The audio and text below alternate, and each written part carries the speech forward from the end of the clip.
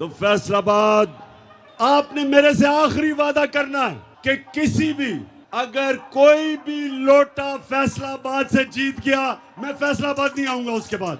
पाकिस्तान जिंदाबाद।